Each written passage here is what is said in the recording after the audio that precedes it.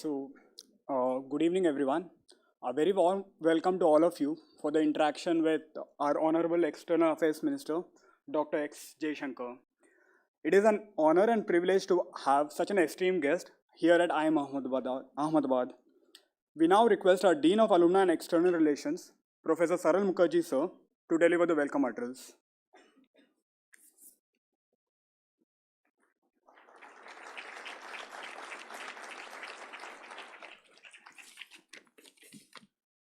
Good evening, students, colleagues, alumni who are sitting here, and also those who are watching us over the telecast. It's a great pleasure to have Dr. Subramaniam Jaishankar on IIMA campus today, delivering a talk. Dr. Jaishankar is India's External Affairs Minister since May 30th, 2019. He is a member of the upper house of India's parliament from the state of Gujarat. He was Foreign Secretary from 2015 to 18, Ambassador to United States 2013 to 15, China 2009 to 13, Singapore 2007 to 9, and Czech Republic 2000 to 2004.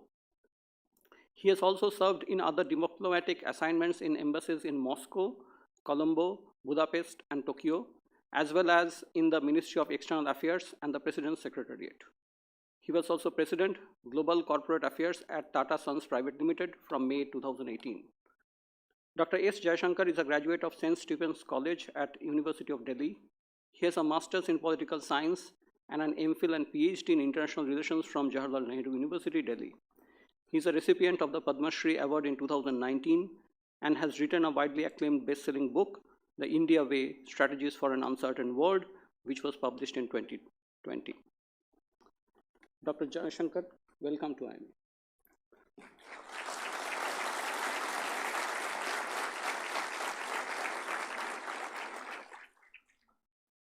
Indian Institute of Management from its inception has defined itself not just as a business school, but a school of management. Our alumni are working in diverse sectors, of course corporates, but also in NGOs, in different fields like arts, sports, academics, and varied other fields. We have our alumni who have been working in the Indian Foreign Service in various roles as ambassadors, as consul generals, as spokespersons.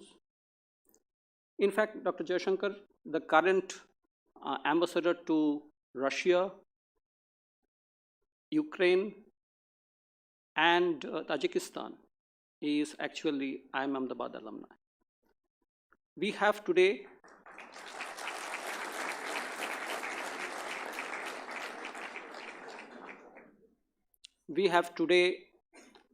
the next generation of students here who are interested in your talk, and I hope that some of them would be inspired to do their bit for the country, join the foreign service, and maybe become ambassadors for tomorrow. So I will not stand between you and your audience. Welcome.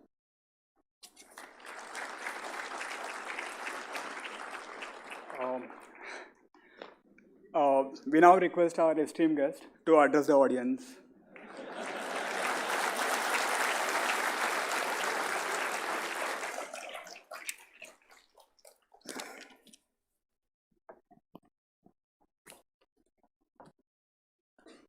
Students of IIM Ahmedabad, faculty, guests, those who are virtually, digitally connected.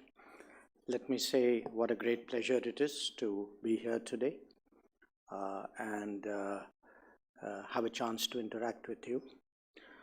I unfortunately belong to a generation where they didn't send us here for our mid-career training. So I've not had the benefit of prior exposure. But I was just mentioning that if the Indian ambassador in Moscow and in Ukraine are both graduates of management from here, I think diplomacy and management has a fair chance in that conflict. But today, the topic which I chose to speak was about the transformation of Indian foreign policy over the last decade. When you look at, how do you judge transformation? How do you perceive transformation?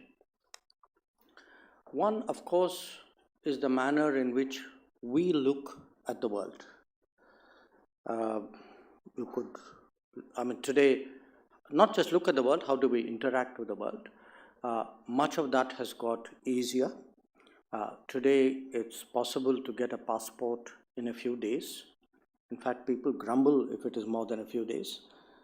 Whereas there was an era when getting a passport was itself a lifetime achievement, and it suddenly took a few months, sometimes even longer.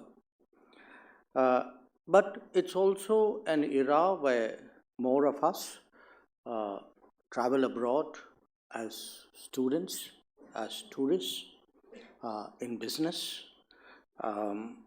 for work. So our sense of the world, what our expectations are of the world, what our understanding of the world is obviously very different from what it was a decade or two ago. At the same time, what are the consequences of the world are also something which we have come to realize very sharply.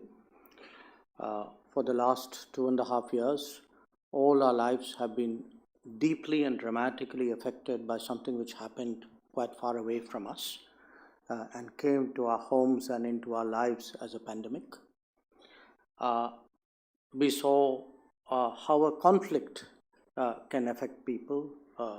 Many of you would have watched the 20,000 students who were caught in the Ukraine conflict. Or sometimes, it could be what happens on our borders, what could happen due to terrorism in our cities. So there's no question the world means much more to us. It impacts our lives. We must understand it. We must study it more carefully. But actually, that's not what I want to focus on today. I want to focus on the mirror image of that phenomenon. How does the world see us? And part of the reason was I said to myself, okay, I'm coming to an institute of management. So let me try to guess how they, what is their way of looking at my business. And when I looked at the last decade, this transformation that I speak about, I would suggest to you that the transformation has most of all been in the branding of India abroad. And that means, in a sense, you can say, how does the customer see the product? In this case, we are the product, we India, and the customer is the world. So how does India see the world rather than normally what I speak about, which is what are the opportunities and challenges abroad? So it is reflected in how we are treated by the world, how we are respected or not by the world, the extent to which we are welcomed in different societies, or occasionally maybe less, and where are the opportunities which come from all of that. Now, the enhanced branding, the stronger branding that I would suggest has happened to us in the last decade, to my mind, comes from 10 factors. And that's really what I would like to talk to you about. Let me start with the most recent one. I spoke about how the COVID has impacted our lives. And I say this to you as a person who is traveling abroad through the COVID, after the COVID, the COVID's still there, but less so, who has had a chance to compare how others have handled it and listen to them about what they think about us. And people, countries, my counterparts, students like you in other countries, actually are staggered if you tell them that, we have done 2 billion plus vaccinations. And more than, I think, the public or the intelligentsia or the academic communities of other countries, it is actually the policymakers, because the policymakers really understand that it was extremely hard to produce the vaccine in the first place, but to get the shot in the arm was actually an exercise in itself. So for a society to organize itself and get 2 billion shots in the arm is actually a staggering achievement. And it's an achievement that today, because we've all got those shots in the arm, we have normalized it. So I would like you to understand that it is an achievement which is deeply respected by the world, and it's something that we should be very proud of. Now, it's not just the shot in the arm. If you think back maybe a decade, maybe less, normally if something happened and there was a solution, certainly in the medical field, we probably would not have been the first in the queue. It would have happened in Europe, America, it would have found its way slowly to us. I'm not saying we'd be last in the queue, but for sure we'd be somewhere in the second half. And this time, actually, we were not just around the same time as everybody else, but as I said, when it comes to actually organizing ourselves for the vaccination, we managed it. And even today, if you look at the percentages of people who've had their vaccination, we still compare very favorably to a very large number of societies in the world. And here's the really interesting thing when it comes to COVID. The CoWIN platform, the idea that from day one, and I was, thanks to my venerable age, in the first lot of people who managed to actually get a shot. So I think it was March 1, if my memory serves me right. So the Prime Minister got it in the morning, I went in the afternoon. And the fact is, the idea that you got your vaccination, you got your certification, you got your phone message to go for the next one, that it was organized, in a way the cohorts came in the way they did. That kind of, I would say, systematic, digitized handling of vaccination is something which actually others look at us. And I would say today we have, of course, we have built a brand today as a pharmacy of the world, but we have also actually strengthened our branding as a digital society. And that to me is the first reason right now why we are looked at with greater respect by the world. The second reason is the economic recovery. And here there were questions of, very frankly, of judgment, of experience, of really in a crisis, where do you commit your resources, where, in what manner, how much, so that actually you come out of the tunnel in the best possible manner. Now, everybody had a fair shot at this problem. There were people who really gave big breaks to their businesses because they felt that the businesses were struggling, and if the businesses would revive, it would trickle down to the society. The different people handled it differently. We focused a lot on creating social safety nets, and I'll talk about that later. But we also used this period to actually execute a lot of reforms and changes, some of which you could say were overdue. But the fact is today, we are poised for an economic recovery, for a growth of 7-8%, which if you look at the rest of the world, obviously developed economies would have lower growth rates. So I'm not comparing apples and oranges here. But even relatively speaking, I think the world looks at our economic recovery with, again, a great deal of respect. But the other part of it was how, where did we put our resources and what did we do here?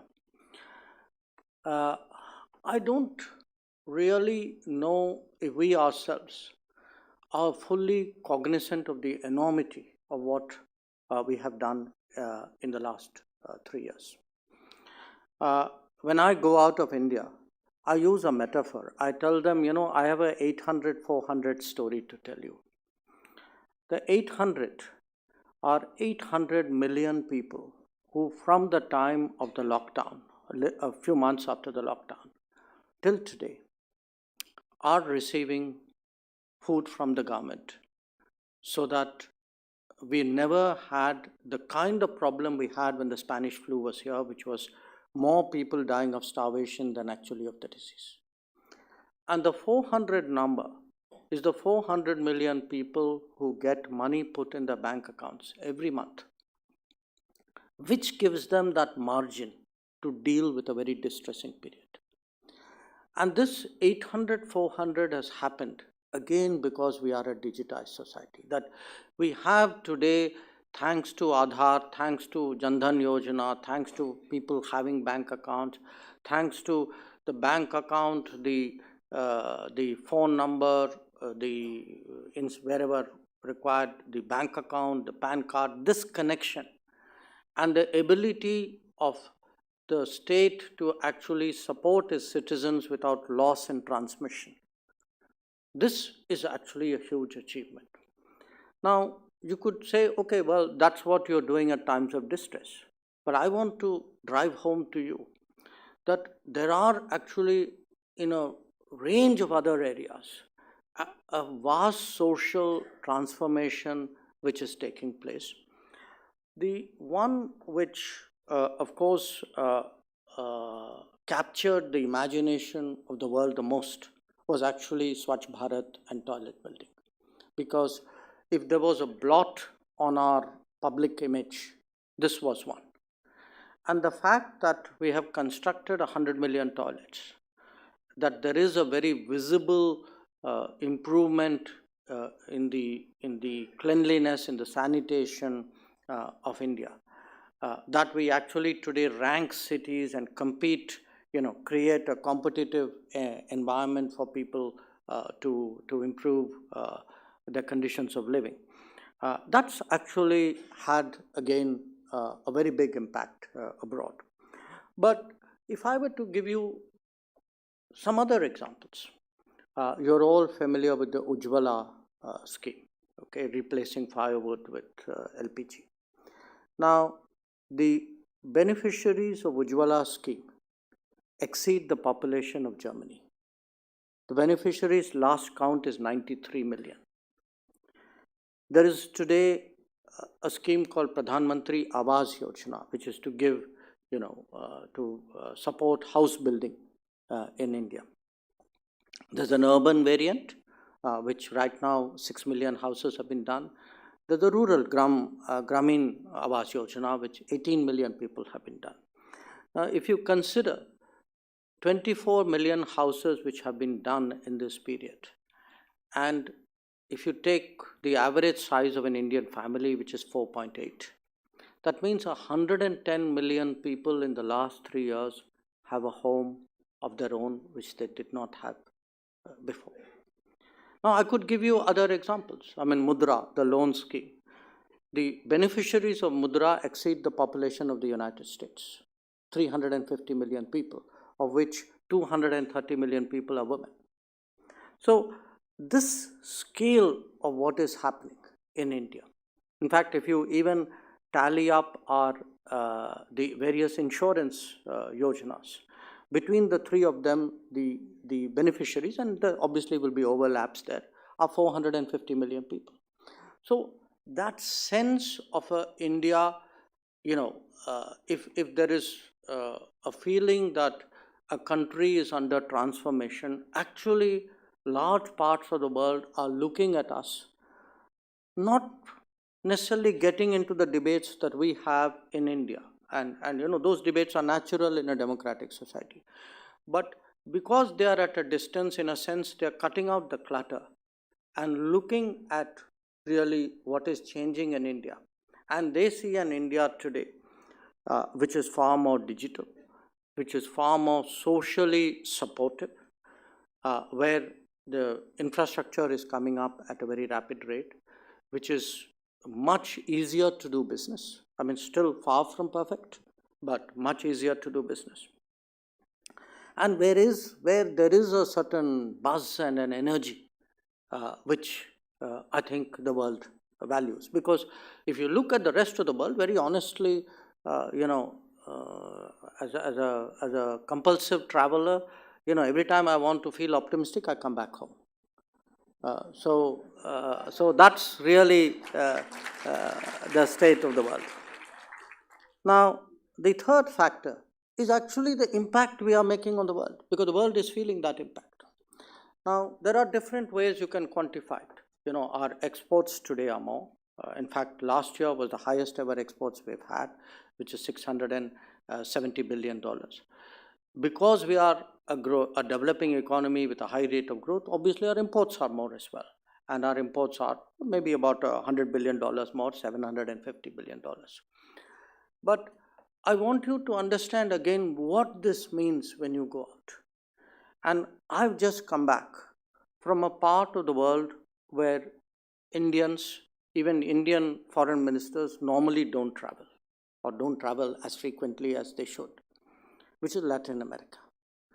Now, when I went to countries like Brazil and Argentina, we are today buying multiple billions of dollars of particular products. Say, take edible oil. Our import of edible oil from Latin America alone is today maybe about $4 billion, $5 billion. So what has happened? I don't think it's something which is obvious to us sitting at home. At the other end of the world, India has become the fourth largest trading partner of Argentina and the fifth largest trading partner of Brazil. Now, I bet I'm pretty sure that surprised many of you. I mean, you would have thought, okay, we'd be trading, but maybe our numbers would be very much less. It's also the benefits the world is discovering in terms of the economic impact we can make, and a lot of that is our human resources. So it could be the R&D side of India, it could be the contract manufacturing, the design contracting that takes place here.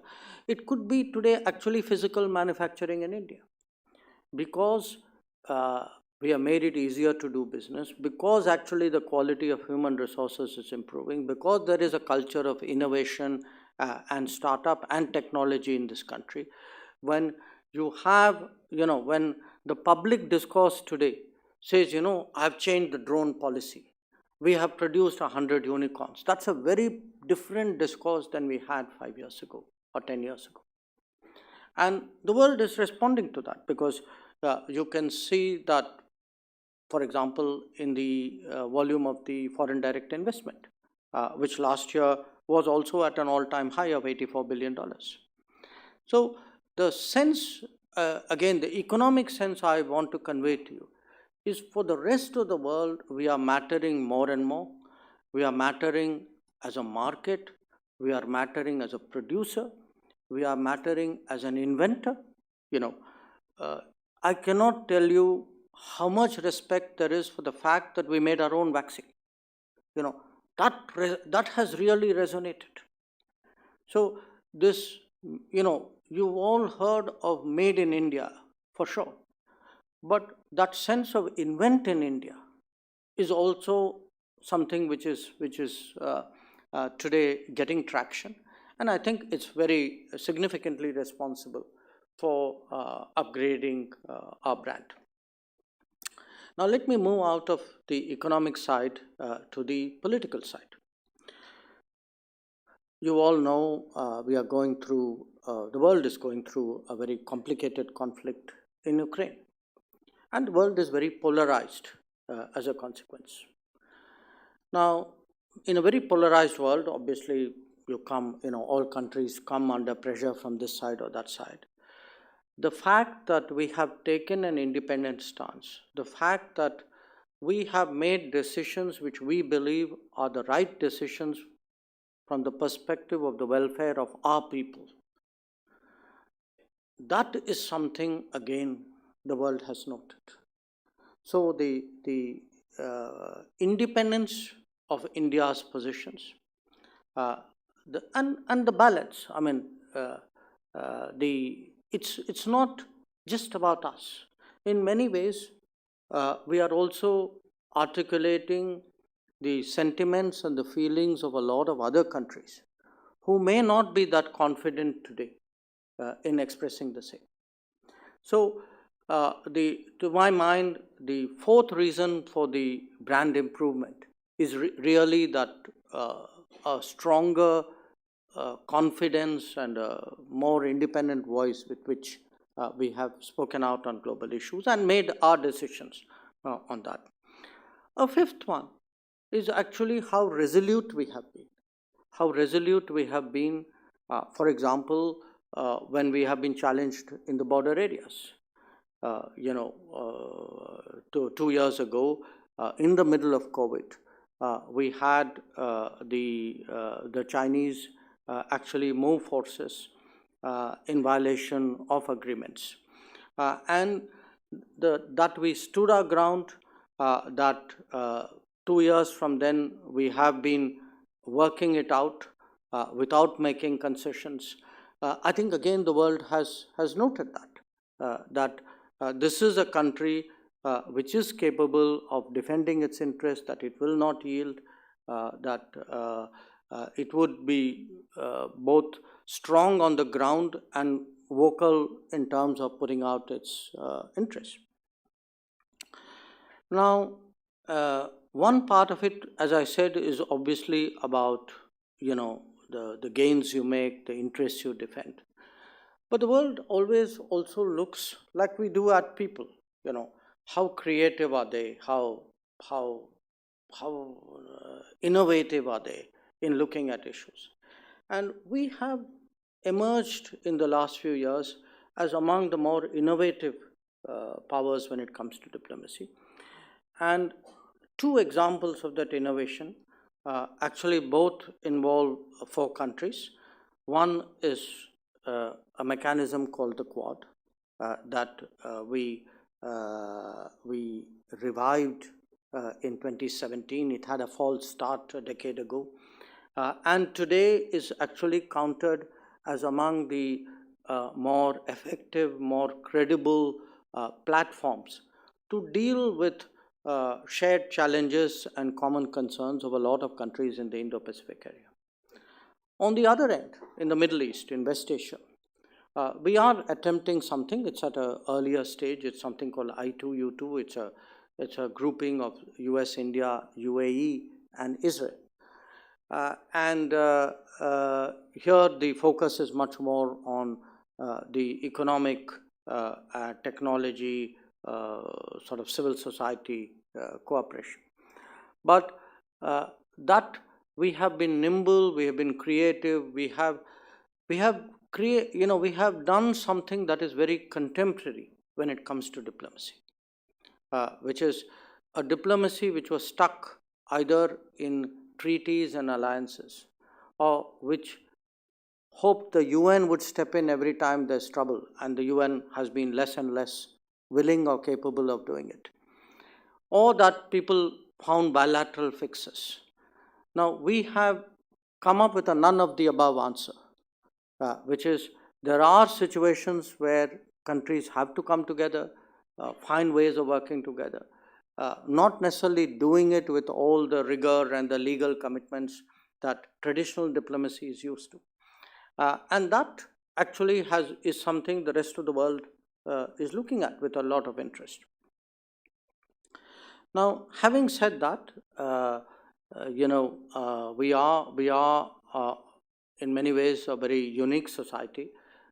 We have a lot of Indians abroad, about 32 to 34 million Indians or people of Indian origin live and work abroad. I mentioned earlier that we increasingly treat the world not just as a marketplace but also as a workplace. And this determination, willingness on our part to look after our own at times of difficulty, this has also hugely resonated with the world. And we saw that during COVID. Many of you would be familiar with what we call the Vandebharat Mission. And during this period, depending on how you count the numbers, technically about something like, I think, 8 million people plus came back on the Vandebharat missions of various forms. But a very large proportion of them actually were people who were returning home because they were stranded abroad during COVID. And this was the largest, actually, as far as I know, recorded evacuation that any country has ever done in history.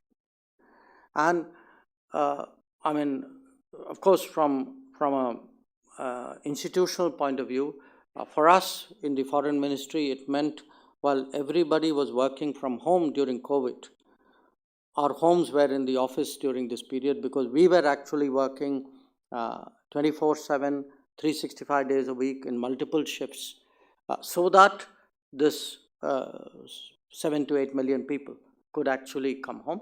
And this was very important. It was very important because it showed this could be our tourists who were stranded, it could be our students, it could be our workers. You would be surprised how many Indian seafarers there are today in the world. And when COVID happened, in many cases, the shipping lines discharged them at some port. And then they had the challenge of coming back. So how do a country is respected if it demonstrates that willingness to do what it takes to look after its people. And the COVID that way was a situation which compelled us, and we dug deep into our own strengths, and I think surprised ourselves in many ways by how much we could do, just as we did at home through vaccination. I think Vande Bharat was also an example of what all of the government and all of the system approach could do abroad. But you've had also more recently more dramatic examples of that. Operation Ganga during the Ukraine conflict, where it wasn't just that 20,000 students were stuck. They were stuck in the most difficult part of the country, where there was actually fighting going on, where we had to in a sense, persuade the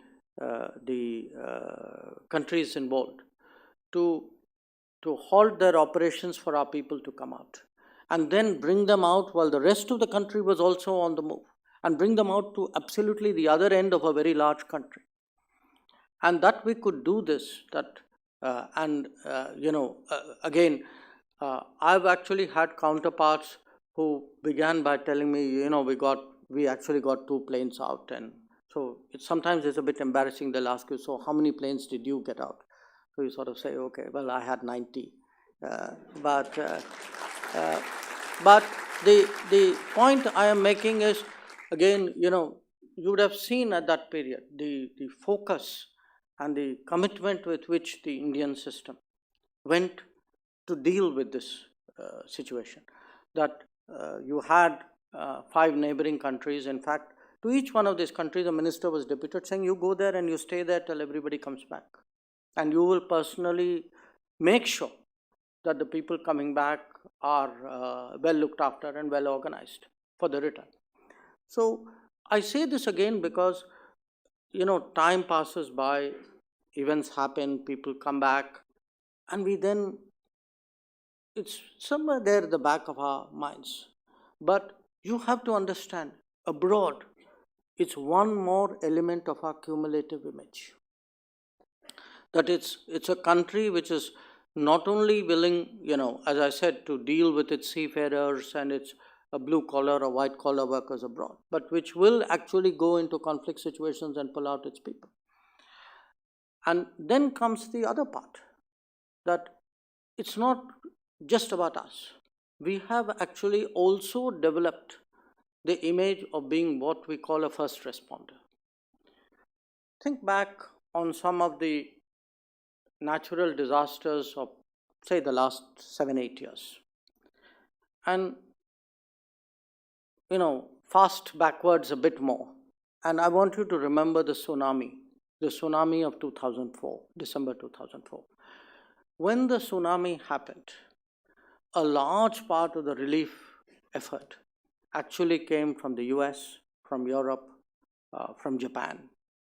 A lot of tsunami happened. It was an Indian Ocean tsunami. We were the only Indian Ocean country which actually pulled our own weight. But the rest of this zone actually looked beyond the region for assistance because people didn't have the ability or the responsiveness for that situation. Now, look over the recent past.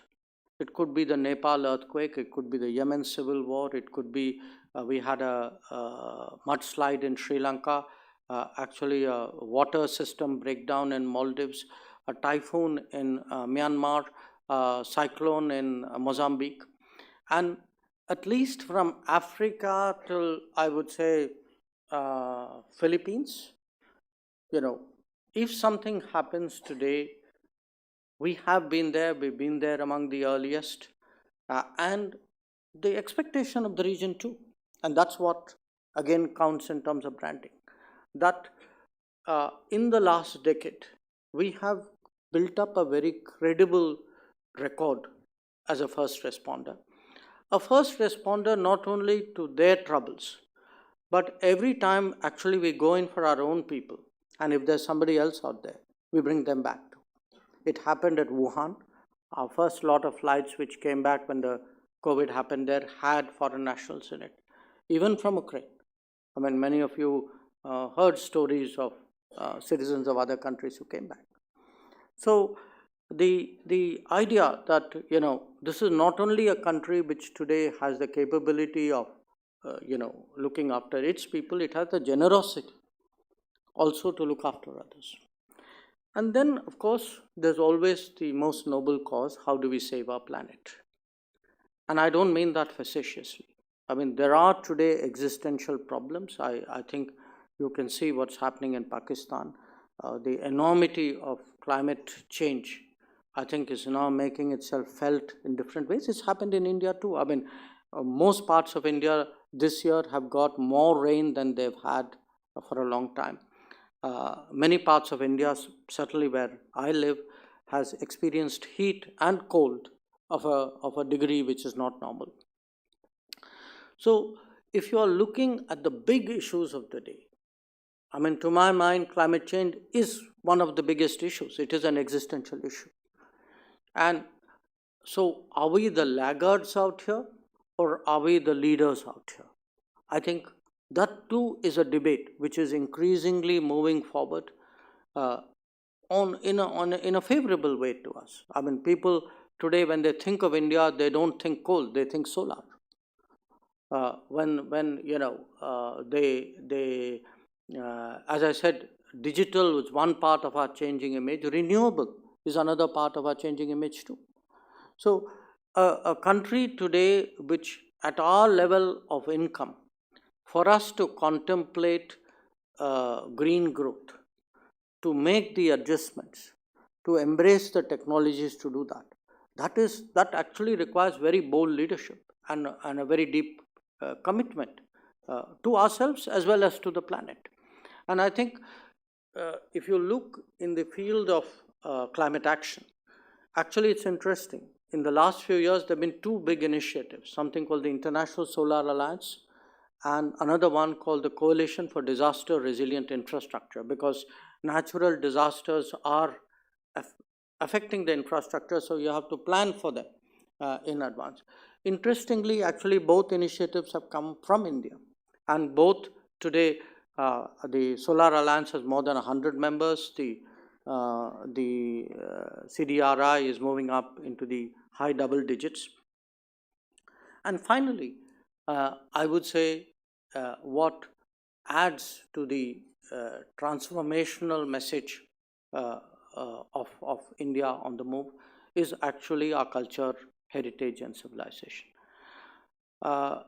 In 2014, when Prime Minister Modi came to the US, many of you would remember that famous Madison Square Garden event. At that time, I was ambassador in the US, and he addressed the UN. And he shared with us, saying that, look, think about yoga. Think how universal it can become. Everybody in some form is doing it. If it can be collectively, universally motivated and promoted. And, really, in a sense, driven by him, we actually went to the UN end of that year, got a resolution passed, got a certain global branding for celebrating yoga. Our yoga had a branding, but the idea of the entire world coming together on one day this was taking it to an altogether different level. And this year, in fact, you had the celebration of yoga. As the sun rose, it actually was celebrated around the world.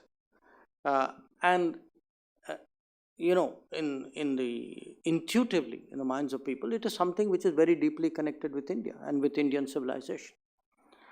Now, along with that, there is a greater promotion of traditional medicine, of health and wellness practices of India. And the interest which the world is today showing in India is something important. It is important for the world's understanding of India, because at the end of the day, we are a civilizational society, which is once again, you can say, taking its place in the leadership of the world. So, if I were to sum it up, to me, an India which is now, all of you, I think, would have seen this probably today and yesterday, 5th largest economy. We were 10th largest a decade ago. So, a 5th largest economy, a digital economy, one which comes out of the pandemic stronger, which today is among the largest, fastest growing major economies of the world, which has a talent and skill and a capability to address a lot of shortages in a very demographically challenged world economy. And a civilizational state which has its heritage, its culture, its experiences to bring. A democracy which debates its problems, which is able to harmonize its interests with those of the world, which can look after its people, almost 1/5 of the world, but which has time and mind space for other people as well. I think that's the brand which, in my view, we have built in the last 10 years, which I believe has really transformed our image. I quite accept that this is work in progress, but I'm very confident that that work will continue. So once again, thank you for your attention, and I will, of course, be happy to address or listen to anything that you might have to say. Thank you.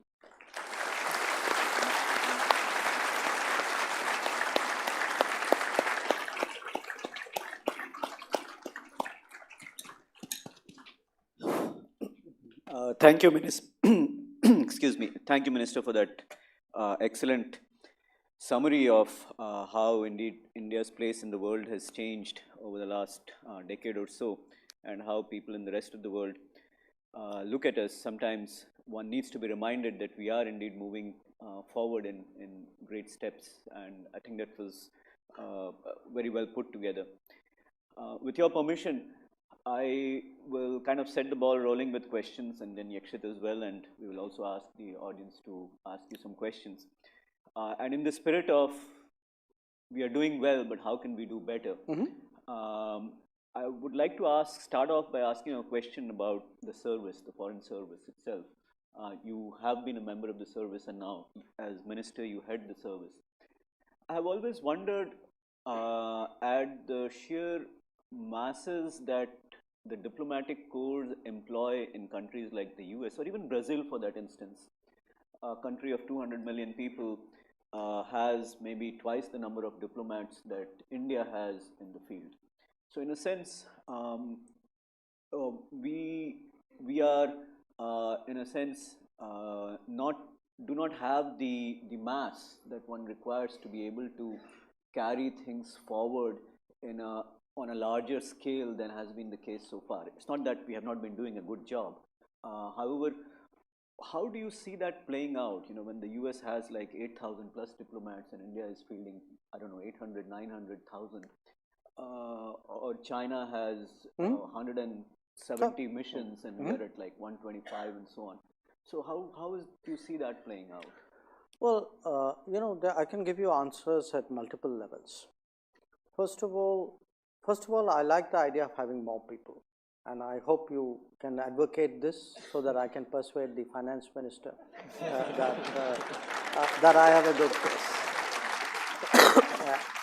Having said that, look, the truth is, though people think we have a large government, when I look at many other countries and polities, we don't. It's not just that our diplomats are thinner on the ground.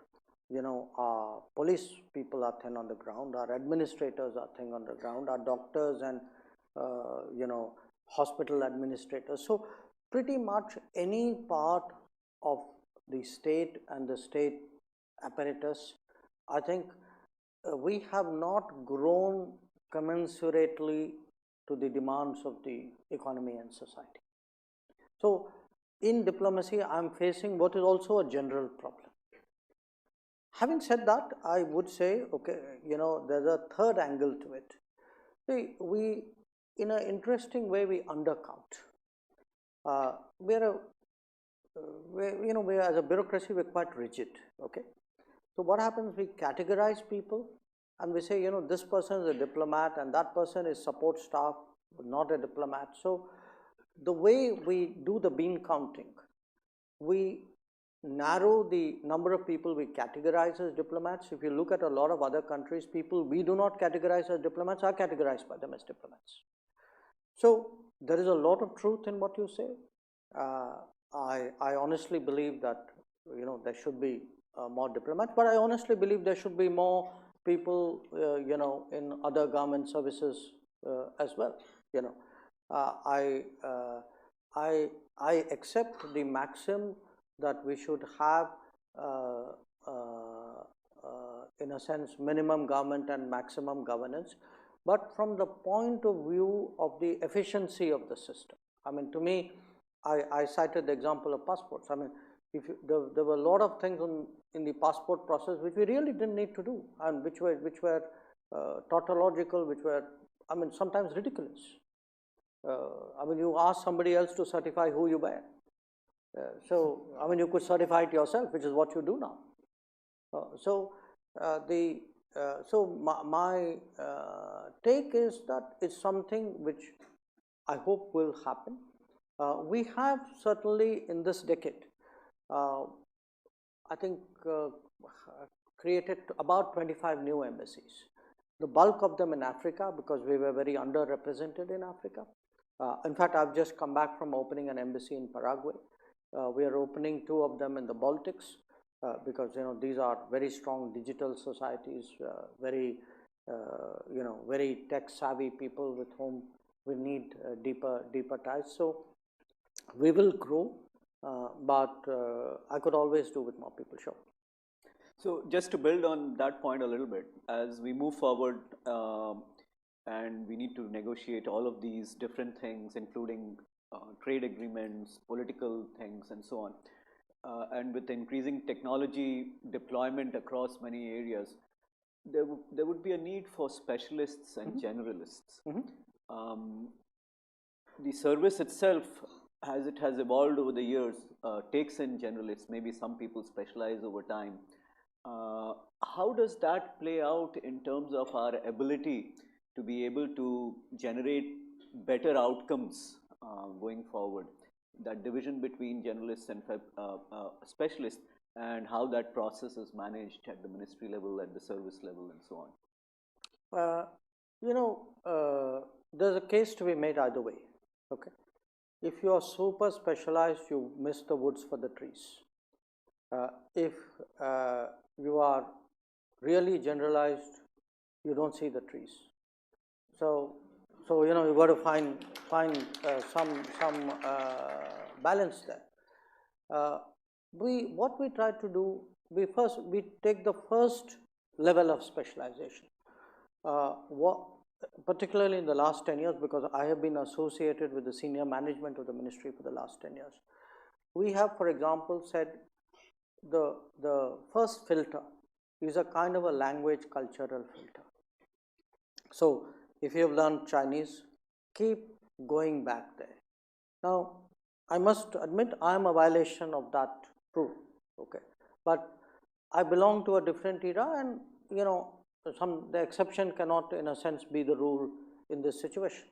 But for me, the idea that we have strong regional specialization, Chinese, the Russian zone, the Arabic zone, the Spanish zone, the French zone, and I regard even the US actually as a specialization. I think it's not that anybody who learns English can automatically go and navigate the United States. It is a very unique country. So try and get people much more systematized into what you might call area specialization. But we are also at the same time, we encourage people, people who've done trade negotiations, who have done stints in the Commerce Ministry, people who've done multilateral work, people who've done disarmament or I would say technology related, cyber related stuff. So it has to be, it's a balance. You're never exactly going to get it right. You'll have to keep moving it up and down. But there is another part of it, and the part of it is the solution which is outside. A big change that I see in the bureaucracy for the better. By the way, I see a lot of other changes also for the better, but it is the willingness of the system to say, I have a complex issue, the domain expertise is in some institute, in some other organization, it may not be within my narrow silo, and I am prepared to go out there, ask them, harness them, bring them in, and that degree of consultation and interaction with institutions outside, that has actually been very much on the increase. So a lot of what I mentioned, for example, International Solar Alliance. Now, we have worked with a range of people. I mean, in fact, the person who heads it now is a person who used to be in the government, but who's gone up and down.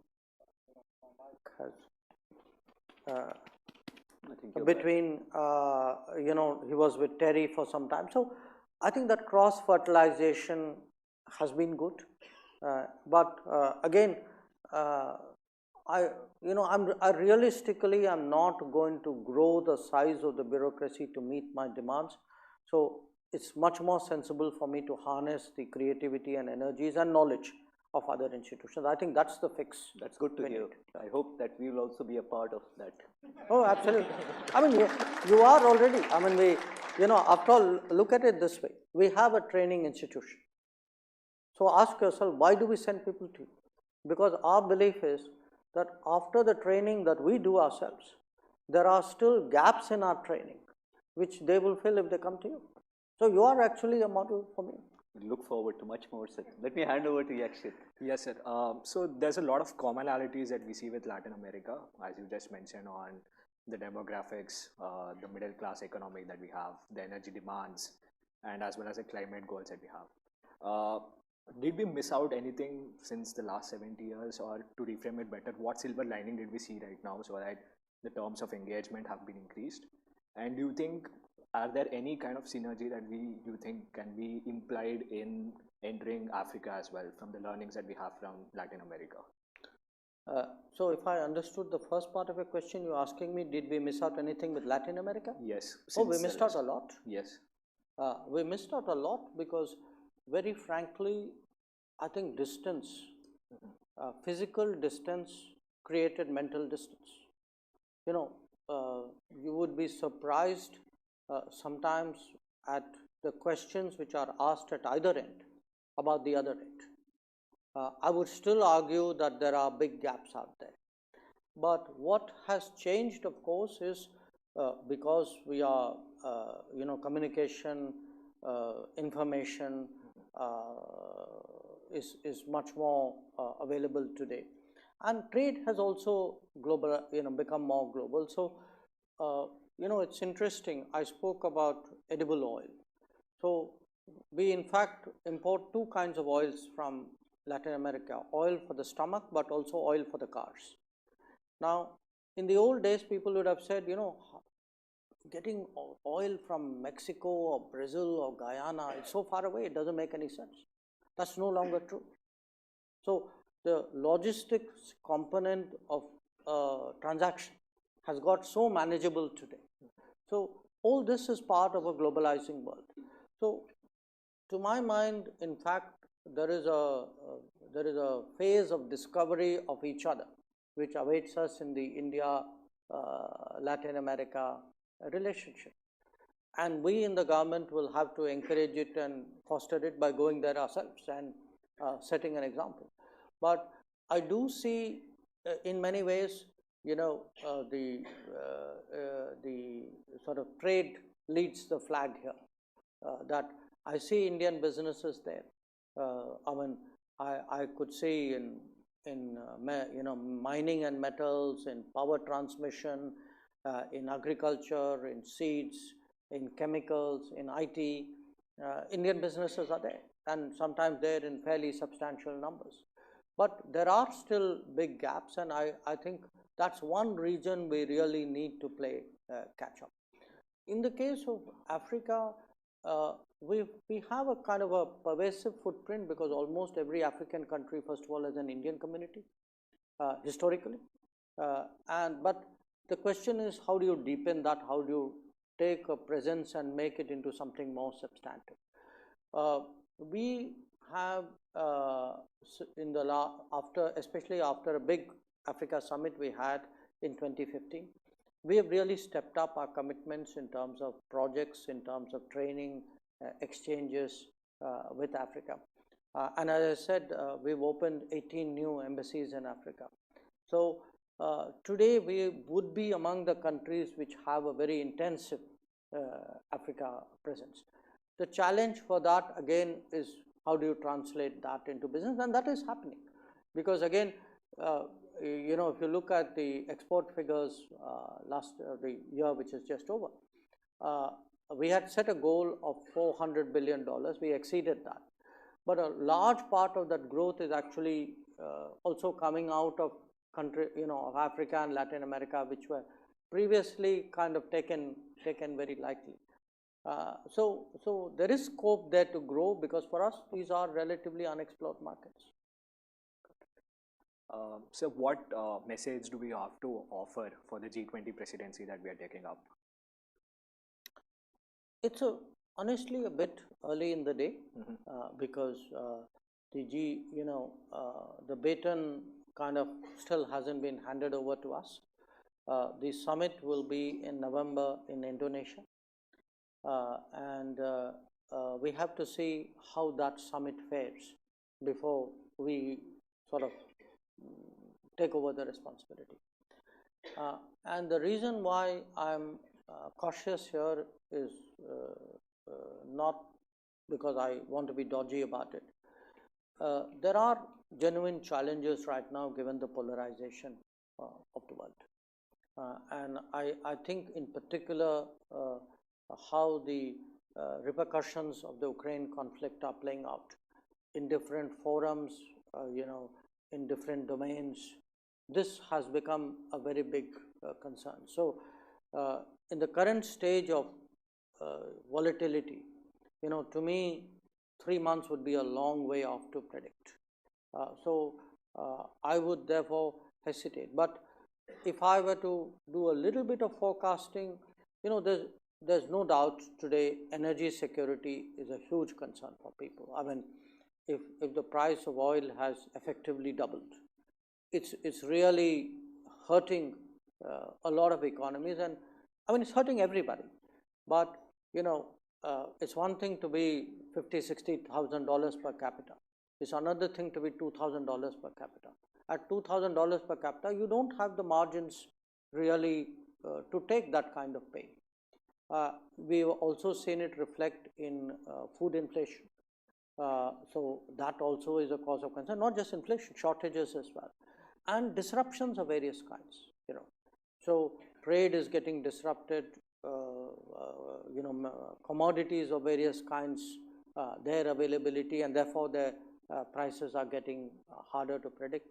So I would say the entire world is concerned, but clearly the global south, the developing countries, the relatively low income countries, their anxiety is very much stronger because they don't have the resilience, they don't have the resources to deal with this challenge. So in some form, because the G20 at the end of the day is a kind of a economic, it's a very heavily economic platform. It's an economic developmental platform which then gets into politics from time to time. But it's not primarily it's not a security platform. It's and I think these concerns about these stresses, the debt situation. I mean, 2-3 years of COVID, and then the Ukraine issue coming on top of it, and then in many cases climate changes coming on top of it. So I mean, you're really getting every possible stress hitting you at the same time. I think, to my mind, in some form, these concerns would be foremost in the mind of people who would be meeting. So Yakshit heads up our public policy group. He's a PGP2 student. I should also share with you that we now have a JSW School of Public Policy, where we are trying to build connections with policymakers and increase the range of interactions that we have with various governments in the country. Since we are kind of running a little bit short on time, I think maybe it's time to open it up for the audience to ask some questions. So let's go with a few. Do we have a mic that can go around? So over there.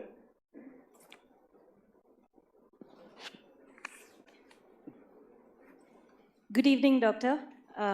My question today is in regards to our Indian media, which is clearly struggling with TRPs every day when we watch the news. News today is clearly very biased and more often than not, scripted to put out an image of India that is in sync with the colonial mindset. And this is to please Western audiences and often mislead our own. What role should our media play to do its bit and reverse the colonial mindset? And where are they going wrong? Can I do one thing? If I could maybe take 3 questions at a go, okay. It might give people a fairer shot at. Gentlemen, so we have one of our first alumni from the first batch, Mr. Inder Modi. So I'm going to invite him. Go ahead, Inderji.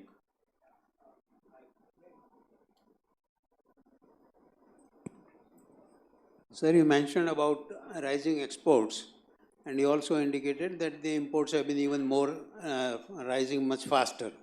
As a result, our trade deficit has been increasing month on month, and therefore the rupee value against dollar has gone down from 70 rupees to 80 rupees a dollar.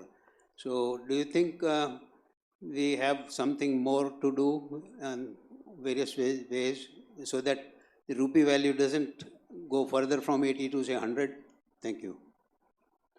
And one more, maybe from the back over there. Sir, I have a question for you. Considering the dragon that we have besides us, China, we have had a love-hate relationship with them. So what is India's take, considering recently you said that we have to work jointly and closely if it has to be a decade of India, not a century of Asia. So on the one hand, we want to cooperate with them, but on the other hand, they are showing ulterior motives. So what should be what should India's take be in such a situation? Okay, thank you. Well, let me start with the media there. Look, I'm not sure, I mean, clearly some of what you said has a basis, but if you look at the colonial, what you call a colonial mindset, a lot of it is, in our case, debates we have within our country, which we seek external validation on those debates. So, you and I will argue, and then you'll say, but somebody in London, this magazine, this British magazine said it, or that American newspaper said it. Because in your mind, there's a kind of a superior wisdom there, which you are now trying to employ as a backup artillery to your own arguments. My sense is, this is having less and less impact. If you look at how people react, how policy reacts, how even the media reacts. I mean, often people say, well, okay, they may say this, but you shrug your shoulders and you move on. I think what we have seen in the last 20, 30 years is a broader distribution of economic capability in the world. After a lag of about 15 years, that was reflected in a distribution of political influence. Today, I think the challenge is, in a sense, a kind of a cultural, intellectual rebalancing, which follows a phase of economic rebalancing and political rebalancing, which is one of the reasons why actually the Prime Minister on August 15th, said that we need to put that mindset behind us. I mean, it's a mindset issue. It's not an issue of whether I speak to you in English or not. I mean, I can speak to you, if you'd like, in some other language too. It's the thinking which we are verbalizing, which is a issue of concern. My own feeling is, the more I look at any institution, any gathering of people, and try to ask myself, how would the same gathering have been 30 years ago, 50 years ago? And I would urge you to ask yourself that question. And I promise you the answer is, we are far more diverse. We are, in that sense, actually far more democratic. And my ultimate proof of this is the Indian cricket team. You take the Indian cricket team and look at where the Indian cricket team, the origins, the cities they came from, their backgrounds. What were they, say, in 1960? What are they in 2020? And that, to me, would be a very illustrative example. On the issue of deficit and currency, first of all, I'm not an economist, but my common sense understanding of global sort of, I would say, policy tells me a lot of what you're seeing on the currency is not a function of trade deficit. I mean, one currency which has gone down dramatically against the dollar is the euro.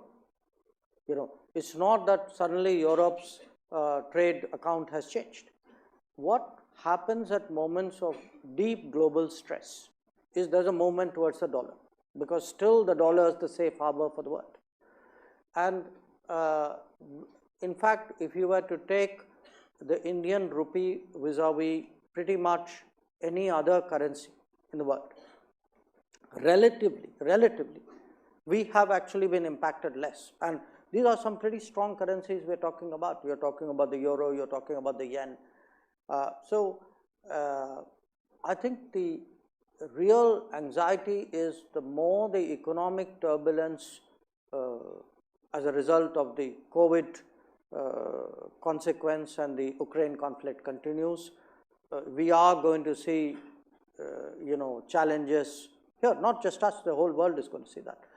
With regard to the trade deficit, there are two parts to it. One part of it is at a certain stage of development, you are going to import more. It's not just us. Everybody in that stage of development has done it. But we are also to blame because we did 20, 25 years of globalization where we did not think in terms of developing our supply chains domestically in the way in which we should have, in the way which other countries did. I mean, if you look at a China, Japan, or Korea, a lot of them actually supported their SMEs during the period of growth. In fact, we exposed them to international competition of the most unfair kind.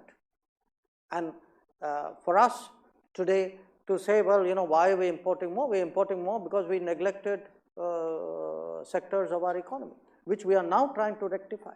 I mean, the whole idea of Atmanirbhar Bharat is that, which is that, we have a primary obligation to our own businesses, and every other country does.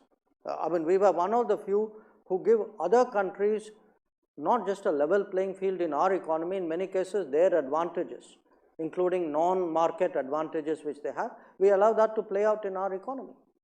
So that is the correction which we are trying to today bring about.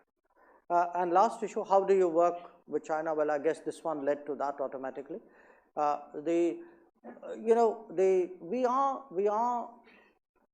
Everybody wants to get along with big countries, especially if they happen to be neighbors. It's sensible, okay?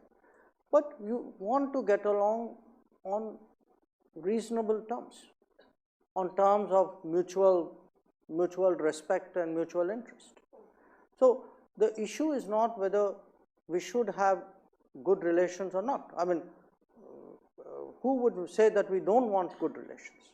We want good relations. But good relations cannot be at a cost of our national interest. It cannot be at the cost of a disturbed boundary. So I think the reference which you quoted was my hope that we would be able to resolve our differences and get along with what is in our common interest. So that is my hope. Now, whether it is my expectation or not will depend on them. Thank you so much, Minister, for articulating that for us. China indeed is a lot of anxiety for a whole bunch of people in the country. Since we are almost out of time, may I now take the liberty of inviting my colleague, Professor Anish Sugathan, to give a quick vote of thanks for a really interesting and insightful talk and Q&A. Dr. Jaishankar, Honorable Minister, absolute pleasure to be able to host you here today evening in the IIMA Ahmedabad campus. Building on the theme that you started off with, how COVID has been a transformational event across multiple dimensions. As an educational institution, COVID also has been a transformational experience for us. We all moved online and we were all inundated with a series of webinars. And that is what sort of, reminded us how much we missed an live in-person event like this. So thank you so much. Really grateful that you made this happen. On behalf of all the students, the Public Policy Club, the staff, and the entire IIMA community, I would like to express our gratitude for accepting the invitation and gracing the occasion, sharing your views. Also, thank you very much for all of you in the audience. I wish we had a little bit more time because I remember the last time we had such a large gathering. That was when Honorable Finance Minister visited us, and the only one grudge she left out was, you softball me with such simple, easy questions. Where were the tough ones? I came prepared for the tough ones. So we don't have much time, unfortunately. Otherwise, I'm sure, our students are capable of throwing a couple of curveballs at you.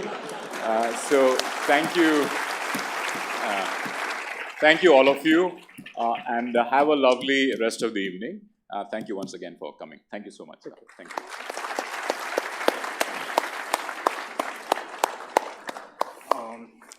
Thank you, sir. We now invite Professor Saral Mukherjee, Professor Arvind Sahai, and Anurag sir to present the memento.